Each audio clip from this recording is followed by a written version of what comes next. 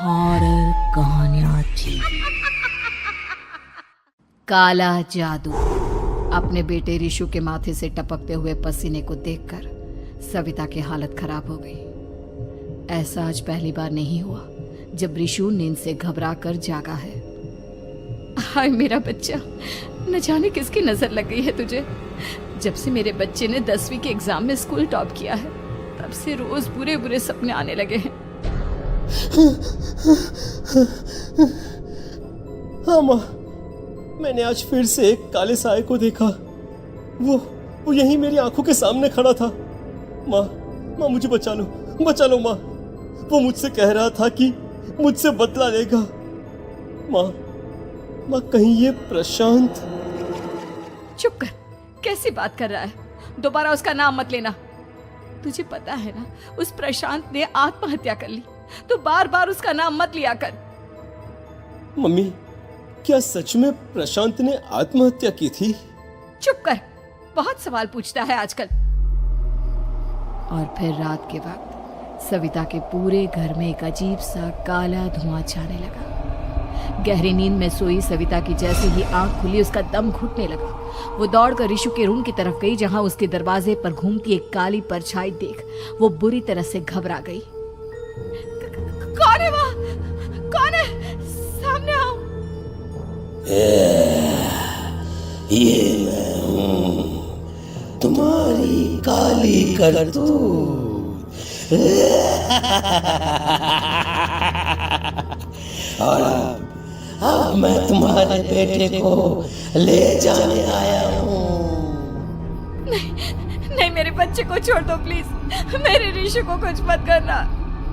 वो परछाई रिशु के कमरे में घुस जाती है। सविता भी उसके पीछे पीछे दौड़कर जाती है और देखती है कि अब वो साया साफ नजर आ रहा था। वो सर से पैर तक खून में सना हुआ था और उसके शरीर के सारे अंग कटे फटे हैं। क्या चाहिए तुम्हें? तुम जो बोलोगे मैं करूंगी, लेकिन मेरे रिशु को छोड़ दो। उस परछाई ने रिशु को गर्दन से पकड़कर दीवार के सहारे हवा में उछाल दिया। रिशु जोर जोर से चिल्लाने लगा। माँ बचाओ मुझे, बचा लो माँ, ये मुझे मार डालेगा। माँ मुझे बचा लो माँ। नहीं ऐसा मत करो, मुझे मार दो लेकिन मेरे बच्चे को छोड़ दो। मैं तुम्हारे आगे हाथ जोड़ती हूँ। वो परछाई रिशु को जमीन पर गिरा देती है और अचानक वहां से गायब हो जाती है।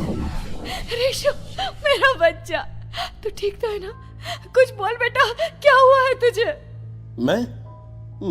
मैं ठीक हूँ माँ। क्या हुआ था यहाँ पर? कुछ नहीं बेटा, कुछ नहीं। तू परेशान मत हो। हम कल ही गांव के बाहर जो तांत्रिक महाराज रहते हैं उनके पास चलेंगे। ठीक है माँ, हम जल्द ही उनके पास चलेंगे। मुझे बहुत डर लग रहा है माँ। ये बार बार मुझे डरावने सपने आना, ये सब हमारे साथ क्यों हो रहा है माँ?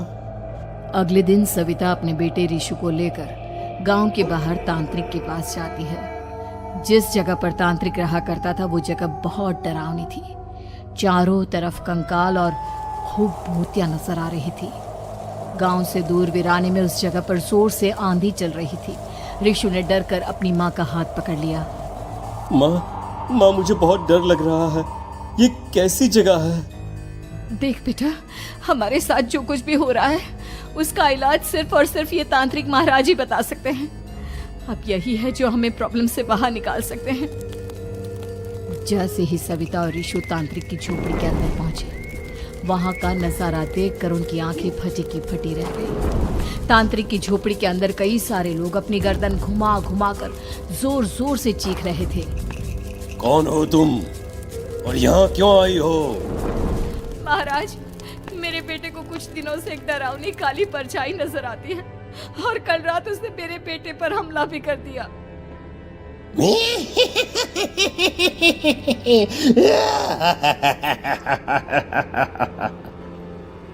मम्मी हमें यहाँ से चलना चाहिए।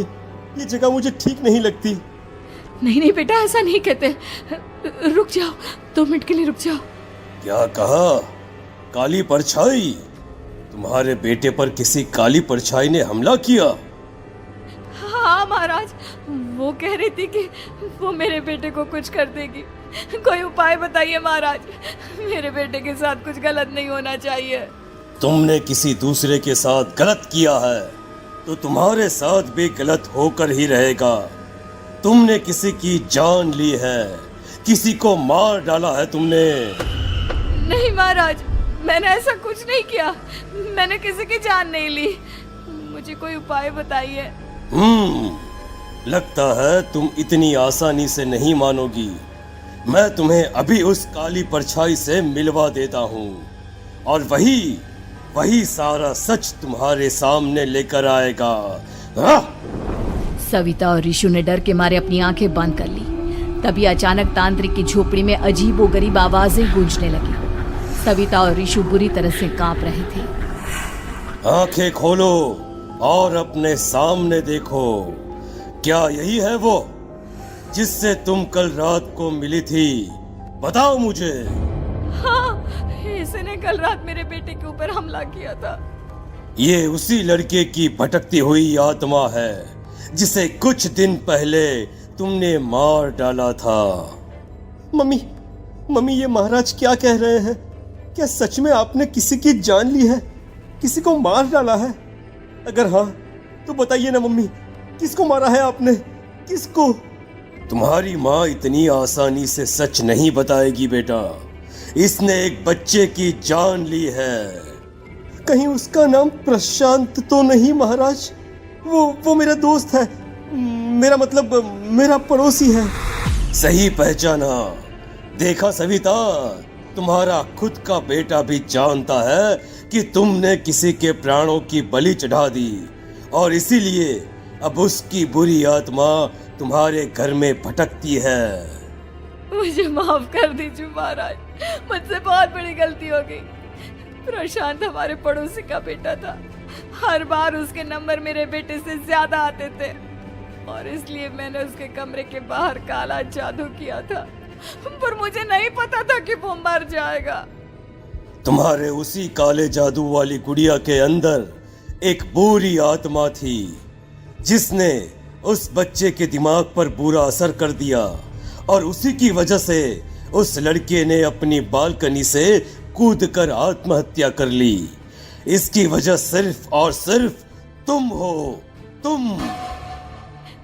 नहीं महाराज, जो कुछ भी हुआ मुझे नहीं पता था कि प्रशांत अपनी जान दे देगा। प्रशांत की आत्मा इस वक्त तुम्हारे सामने खड़ी है, हमसे बात करना चाहती है।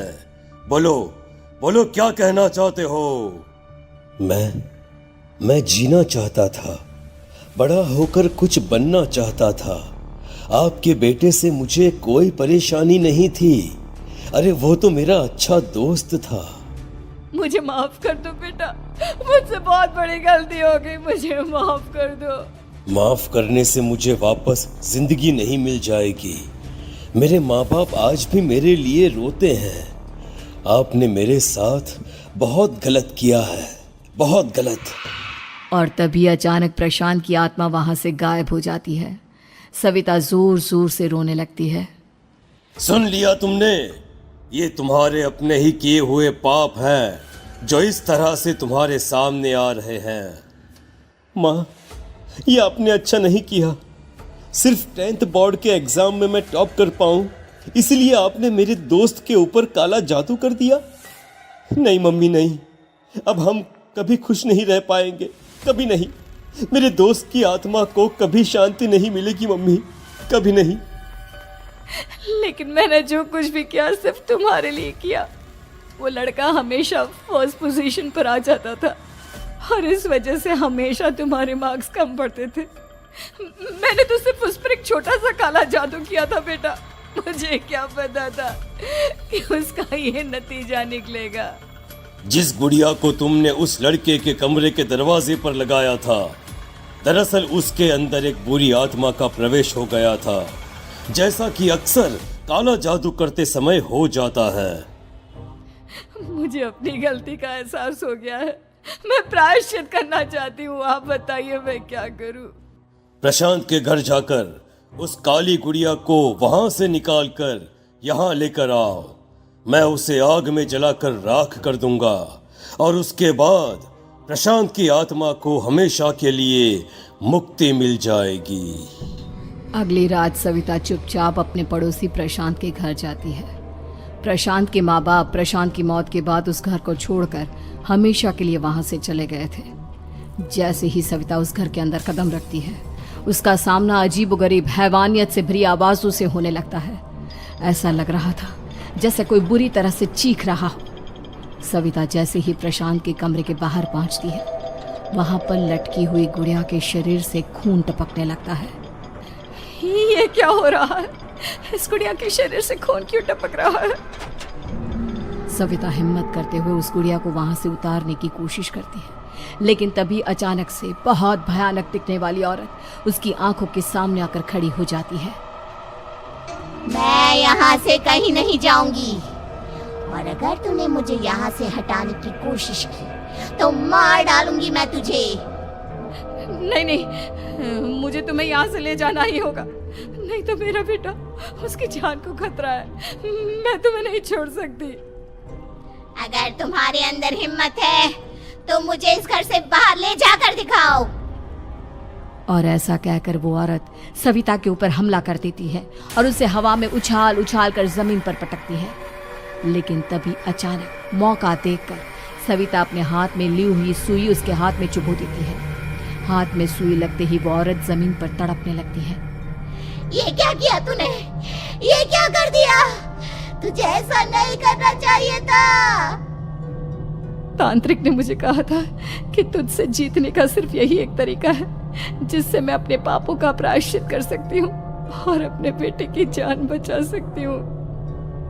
और उसके बाद वो डरावनी दिखने वाली औरत एक छोटी सी जादुई गुड़िया में तब्दील हो गई और सविता ने उसे ले जाकर तांत्रिक को दे दिया। तांत्रिक ने जादुई गुड़िया को आग के हवाले कर दिया।